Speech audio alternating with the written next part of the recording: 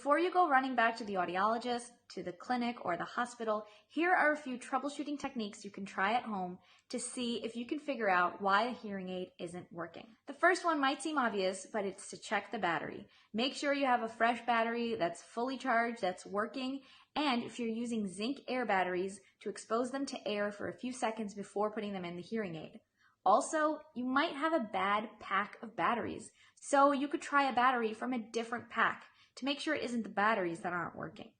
The second thing you want to make sure of with children's hearing aids or behind the ear hearing aids that have tubing and a mold is to make sure that the tubing and the mold are clean without any wax or water or dust clogging them up. So you can do this simply by removing the tube from the hearing aid and listening to see if sound is coming out of the hearing aid itself.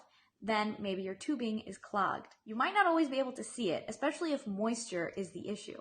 So you can use dental floss or that little blower tool that comes with your cleaning kit to clean out the tubing and the mold. Number 3 is to do a listening check.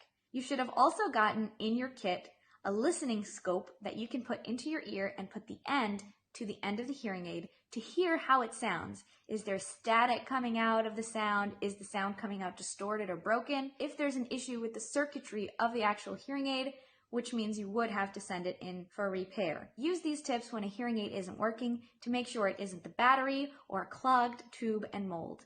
And if you can hear if there's distortion or no sound coming out of the hearing aid, then it's time to bring it into the audiologist for a repair. Come listen to the All About Audiology podcast. I'm Dr. Lilach Saperstein from allaboutaudiology.com.